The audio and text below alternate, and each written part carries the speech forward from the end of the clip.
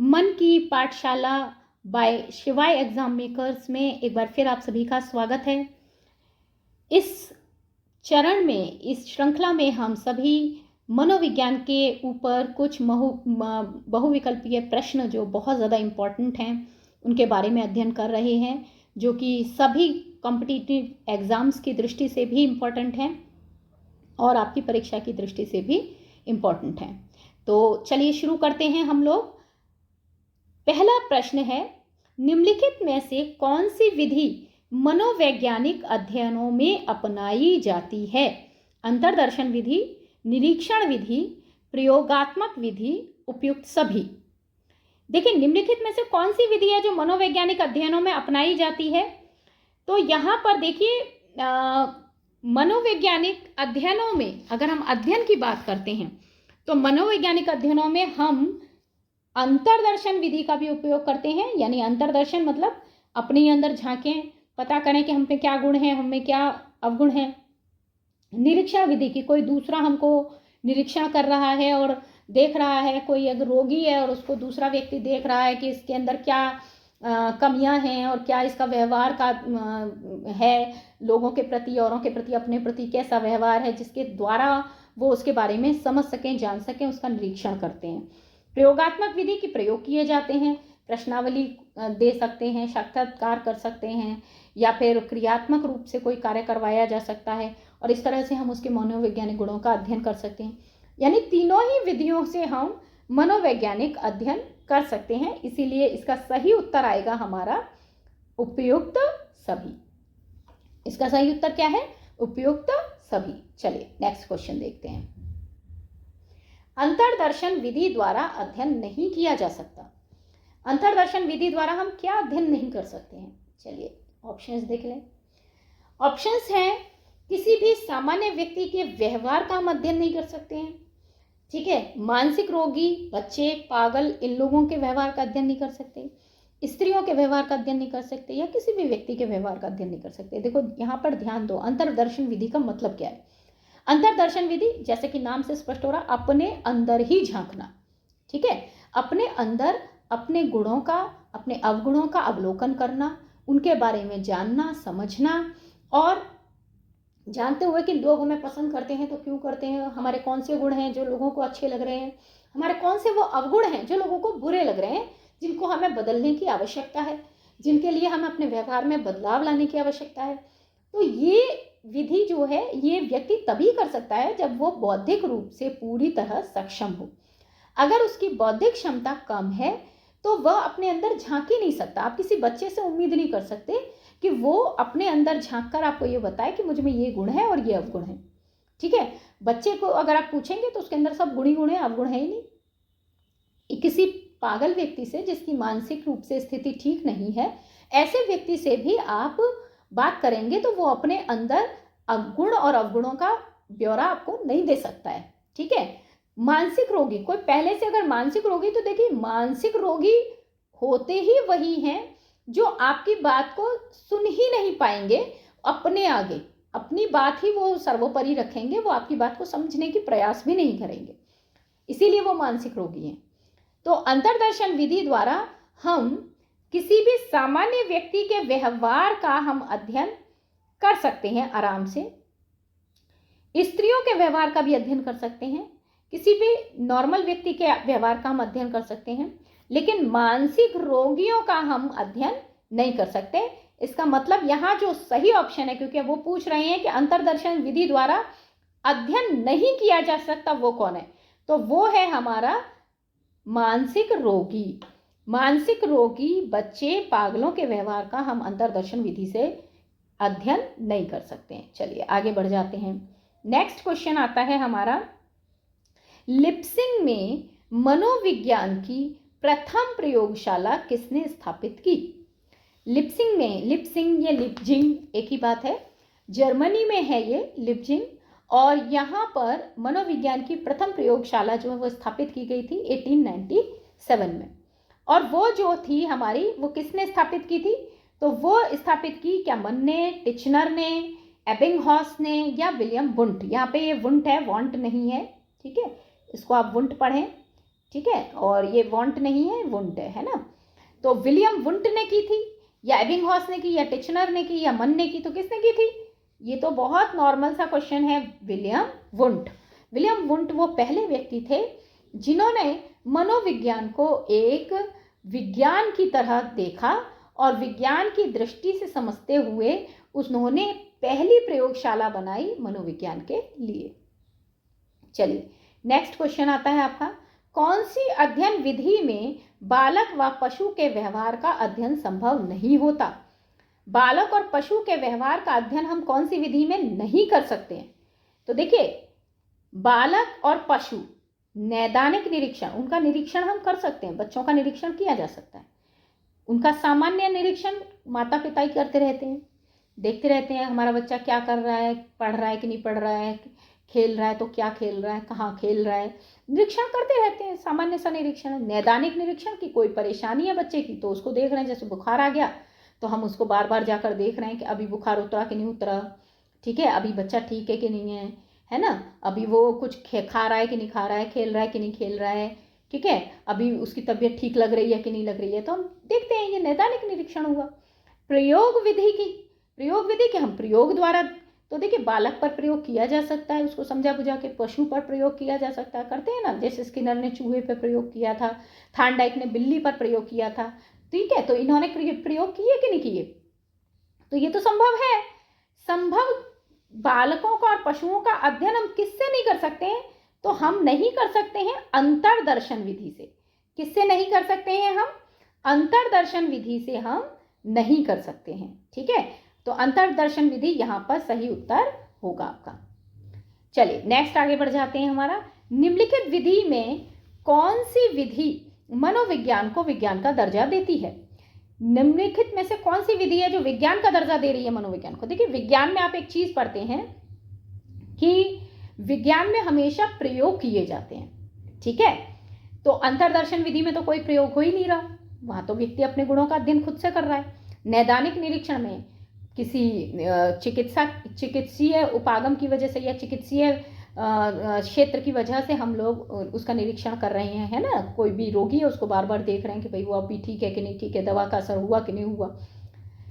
प्रयोग विधि एक ऐसी विधि है जो कि बिल्कुल विज्ञान की तरह इसको सिद्ध कर देती है कि मनोविज्ञान भी एक प्रकार का विज्ञान है, ठीक है, तो यहाँ सही उत्तर होगा प्रयोग विधि।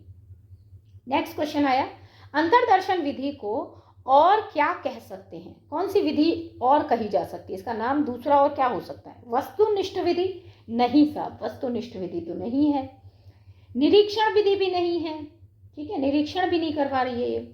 नियंत्रित विधि नहीं, नियंत्रित कहाँ होती है? अंतर्दर्शन में व्यक्ति अपने ऊपर कर रहा होता, अपना दर्शन खुद ही कर रहा होता है, तो वो नियंत्रित अवस्था में तो कर ही नहीं सकता है ना, वो सारे गुणों को और अवगुणों को देखने की कोशिश कर रहा है, तो हम उसको नियंत्रित नहीं कर सकते कि तुम इतना ही देखो उतना मत देखो, है ना। तो अंतर्दर्शन विधि को हम और क्या कह सकते हैं? आंतरिक प्रत्यक्षीकरण की विधि, अपने ही अंदर झांकने की विधि। चलिए नेक्स्ट आप, नैदानिक निरीक्षण विधि के अंतर्गत किया जाता है। ऑप्शंस हैं सामान्य व्यवहार या मानसिक रोग के निदान के लिए व्यवहार का अध्ययन, दैनिक क्रियाकलापों का अध्ययन, परिवार के सदस्यों के व्यवहार का अध्ययन, किसी भी व्यवहार का अध्ययन। देखिए यहाँ पे पहली बात तो ये सामान्य नहीं होगा, यहाँ असामान्य होगा, ठीक है, इसको हम असामान्य कह सकते हैं। असामान्य व्यवहार या मानसिक रोग के निदान के लिए व्यवहार का अध्ययन।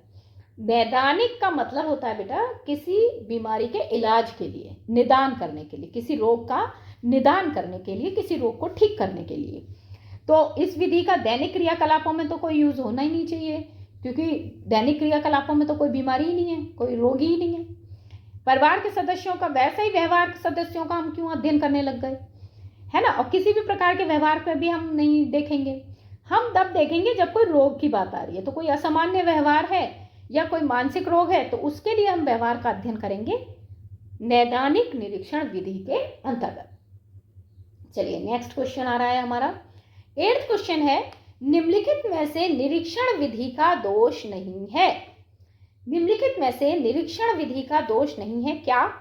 ऑप्शंस हैं व्यक्तिगत रुचि का प्रभाव पक्षपात की आशंका स्वाभाविक परिस्थितियों में अध्ययन नहीं हो सकता है, ये इसका दोष है, या उपयुक्त सभी दोष मान लिए जाएं। देखिए, सबसे पहली बात समझिए, निरीक्षण विधि किसे कहते हैं कि हम किसी का दूर से निरीक्षण कर रहे हैं, चाहे हम किसी व्यक्ति का दूर से निरीक्षण कर रहे हैं, चाहे हम किसी पशु का या किसी वस्तु का हम दूर से निरीक्षण कर रहे हैं, पर दूर से कर रहे हैं, ठीक है, और उसको ऑब्जर्व कर रहे हैं, उसके बारे में जानने का प्रयास कर रहे हैं। इसमें देखिए, व्यक्तिगत रुचि बहुत मायने रखती है, क्योंकि व्यक्तिगत रुचि अगर किसी के पास नहीं है, कोई की इच्छा ही नहीं है निरीक्षण करने की, तो वो ढंग से निरीक्षण नहीं करेगा। पक्षपात की आशंका, ये भी इसका दोष है, क्योंकि निरीक्षण जब हम करते हैं, अगर हमारा दिमाग पहले से प्रेजुडाइज्ड है किसी बात को लेकर, है ना, किसी पक्ष के लिए, किसी व्यक्ति विशेष के लिए, किसी जाति धर्म संप्रदाय विशेष के लिए, या किसी भी कारण से अगर हम किसी पक्ष की तरफ ज़्यादा झुक जाते हैं, तो पक्षपात की आशंका पूरी बनी रहती है। स्वाभाविक परिस्थितियों में अध्ययन नहीं हो सकता, भैया हो सकता है, तो ये दोष नहीं है, ये दोष नहीं है। निरीक्षण विधि का ये कोई दोष नहीं है कि स्वाभाविक परिस्थितियों में अध्ययन नहीं हो सकता, बिल्कुल निरीक्षण तो होता ही स्वाभाविक परिस्थिति में है, ठीक है, तो इसलिए निरीक्षण विधि का दोष नहीं है स्वाभाविक परिस्थितियों में अध्ययन ना हो सकना। 9th क्वेश्चन है हमारा, प्रयोग विधि के लाभ हैं। क्या लाभ है? वैज्ञानिक अध्ययन है, नियंत्रित परिस्थितियों में किया जाने वाला अध्ययन है, यह एक संपूर्ण विधि है, उपयुक्त सभी लाभ। तो यहाँ ध्यान दीजिए, प्रयोग विधि के कौन कौन से लाभ हैं? तो देखिए, वैज्ञानिक अध्ययन भी है, नियंत्रित परिस्थिति में ही किया जाता है, ये भी बात सही है, एक संपूर्ण विधि है, हाँ जी बिल्कुल एक संपूर्ण विधि है, क्योंकि इसमें सारी चीजें समाहित हैं, इसमें निरीक्षण भी आएगा, परीक्षण भी आएगा, अंतर्दर्शन भी आएगा, और इसके अंदर हम अपने बारे में पहले जानने का कोशिश भी करेंगे, समस्या के बारे में समझेंगे, समस्या के बाद उसकी परिकल्पना उपकल्पना तैयार करेंगे, उसके बाद नियंत्रित परीक्षण किए जाएंगे, उसके बाद उसका निष्कर्ष निकाला जाएगा, है ना, प्रयोग किए जाएंगे, तो ये सारे काम किए जाते हैं। यानी यहाँ सही उत्तर अगर माने तो कौन सा होगा? उपयुक्त सभी लाभ। उपयुक्त सभी लाभ ये प्रयोग विधि के लिए लाभ होंगे, सारे ही इसके लाभ हैं। चलिए नेक्स्ट क्वेश्चन देखते हैं, 10वां हमारा, प्रयोग विधि के दौरान इनमें से किसका निर्माण आवश्यक नहीं होता? प्रयोग विधि के दौरान इनमें से क्या चीज है जिसकी जरूरत नहीं पड़ेगी? समस्या निर्धारण बिल्कुल पड़ेगी। प्रयोग विधि में सबसे पहले हमारा काम होता है एक समस्या को चुनना, दूसरा काम उपकल्पना बनाना, उसकी परिकल्पनाएं हाइपोथेसिस तैयार करना, तीसरा काम केस स्टडी। अरे नहीं, केस स्टडी थोड़ी होती है इसमें केस स्टडी नहीं की जाती। केस स्टडी होती है कि जब कोई रोगी है तो हम उसके जीवन के बारे में, पुराना उसका जो पूरा अतीत है उसके बारे में जब हम पता करते हैं, उसके बारे में सारी चीजें समझने की कोशिश करते हैं, that is called case study. तो ये केस स्टडी नहीं कहलाएगा, ठीक है। नियंत्रित परीक्षण इसमें होता ही है, नियंत्रित। तो यानी यहाँ सही ऑप्शन क्या बन रहा है हमारा? सही ऑप्शन है केस स्टडी। चलिए 11वां प्रश्न, व्यक्ति के मनोवैज्ञानिक गुना नहीं है यहाँ पर बेटा, ये है गुणों, है ना, इसको कर लो गुणों, ये मिसप्रिंट हो गया। तो व्यक्ति के मनोवैज्ञानिक गुणों के मूल्यांकन को हम कहते हैं क्या? परीक्षण कहते हैं, मापन कहते हैं, विश्वसनीयता कहते हैं, या वैधता कहते हैं? तो देखिए, ना तो परीक्षण कहेंगे, क्योंकि मनोवैज्ञानिक गुणों का जब मूल्यांकन हो रहा है तो इसको परीक्षण कैसे कह सकते हैं? मूल्यांकन से पहले होता है परीक्षण। विश्वसनीयता अलग चीज हो गई। विश्वसनीयता होती है कि कोई भी परीक्षण अगर कर रहे हैं बार बार, अगर सेम रिजल्ट्स मिल रहे हैं, सेम परिणाम हमें मिल रहे हैं समान, तो ये विश्वसनीय कहलाएगा। अगर समान परिणाम नहीं मिल रहे तो ये विश्वसनीय नहीं है। वैधता भी नहीं होना चाहिए, क्योंकि वैधता का अर्थ होता है कि हमने परीक्षण की जिस सीमा तक उस परीक्षण को लागू किया, उस सीमा तक अगर वो सही रिजल्ट दे रहा है हमें तो वो वैध है, अगर उस सीमा तक वो सही रिजल्ट्स नहीं दे रहा है तो वो वैध नहीं है। तो यहाँ ऑप्शन बचता है हमारा मापन, यानी व्यक्ति के मनोवैज्ञानिक गुणों को मूल्यांकन को हम क्या कहते हैं? मापन कहते हैं। चलिए यहाँ हमारा अब आता है लास्ट क्वेश्चन। लास्ट क्वेश्चन है हमारा, एक मानव दूसरे मानव से शारीरिक गुणों, देखिए यहाँ भी मिसप्रिंट हुआ है, ये गुणों की बात हो रही है ना, यहाँ पे हमारे गुणों की बात हो रही है, तो यहाँ हम गुण की बात कर रहे हैं। तो हमारा जो है शारीरिक क्या कहते हैं गुण हैं तथा मानसिक गुण हैं, एक मानव में दूसरे मानव से ये भिन्न होते हैं। शारीरिक गुण भी अलग होते हैं, मानसिक भी। कोई पतला होता है, कोई मोटा होता है, कोई बहुत फुर्तीला होता है, कोई आलसी होता है, ठीक है। और किसी की बुद्धि तेज होती है, किसी की बुद्धि कम होती है। कोई अपने संवेगों पर नियंत्रण कर पाता है, कोई अपने संवेगों पर बिल्कुल नियंत्रण नहीं कर पाता, सामयिक रूप से स्थिर नहीं है। तो हर एक के शारीरिक गुणों और मानसिक गुणों में भिन्नता होती है। इस उदाहरण से हमें जिस तथ्य का ज्ञान होता है उसे मनोवैज्ञानिक क्या कहते हैं, तो उसको परिस्थितिवाद तो बिल्कुल नहीं कहते, क्योंकि परिस्थितिवाद अलग चीज हो गई, यानी व्यक्ति की परिस्थितियों में भिन्नता है। सामूहिक भिन्नता भी नहीं बोल सकते, क्योंकि प्रत्येक व्यक्ति में शारीरिक और मानसिक गुण भिन्न होते हैं। तो सामूहिक का मतलब हो गया समूह में भिन्नता, तो ये भी नहीं हो सकता। वैयक्तिक भिन्नता, ये सही ऑप्शन होना चाहिए, यही आपका सही ऑप्शन है। वैयक्तिक भिन्नता, हर व्यक्ति दूसरे व्यक्ति से भिन्न है शारीरिक और मानसिक गुणों में, इसी को मनोवैज्ञानिक व्यक्तिगत भिन्नता कहते हैं।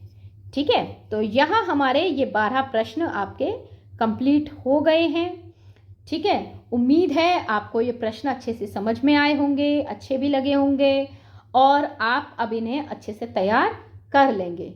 निश्चित रूप से ये परीक्षा की दृष्टि से महत्वपूर्ण प्रश्न थे, अक्सर परीक्षाओं में पूछे जा चुके हैं। मैं उन्हीं प्रश्नों का समावेश कर रही हूँ जो परीक्षाओं में या तो पूछे गए हैं बहुत ज़्यादा, या उनके पूछे जाने की संभावना है। ठीक है, तो आप इन प्रश्नों को अच्छे से तैयार कर सकते हैं। और इसके साथ ही मैं रोज़ जो वीडियोस डाल रही हूँ, तो अभी थोड़ा मुझे जैसा समय मिल रहा है उसके हिसाब से मैं थोड़ा आगे पीछे भी डाल देती हूँ वीडियोस को, तो आपको वीडियो पता चल जाए कि मैं डाल चुकी हूँ। उसके लिए आप सब्सक्राइब कर सकते हैं चैनल को और उसके बाद बेल आइकन दबा सकते हैं, तो नोटिफिकेशन आप पर आ जाएगा। जैसे ही वीडियो डलेगा आपके पास नोटिफिकेशन आ जाएगा कि वीडियो डाला जा चुका है और आप उस वीडियो के साथ देख सकेंगे। क्योंकि लगातार, मैं आपको पहले भी बता चुकी हूँ, रोज़ एक सेब खाना बेहतर है, सेहत अच्छी रहेगी। और अगर हम 30 सेब एक साथ एक दिन में खाने की कोशिश करें तो सेहत बनेगी नहीं, बिगड़ जाएगी। इसलिए बहुत ज़रूरी है कि हमारे रोज़ के वीडियो को रोज़ ही देखकर उसे याद किया जाए, समझा जाए, ताकि हमारी एक महीने के अंदर जितने वीडियोस हम देख लेंगे उतनी हमारी तैयारी बढ़ती चली जाएगी, अच्छी तैयारी होती चली जाएगी। एक बार में नहीं समझ में आए, बार बार देख लो, ठीक है, और अच्छे से उनको याद कर लो। इससे आपका ये मनोविज्ञान अच्छे से तैयार होता जाएगा। चलिए, आज के लिए इतना ही। Thank you so much.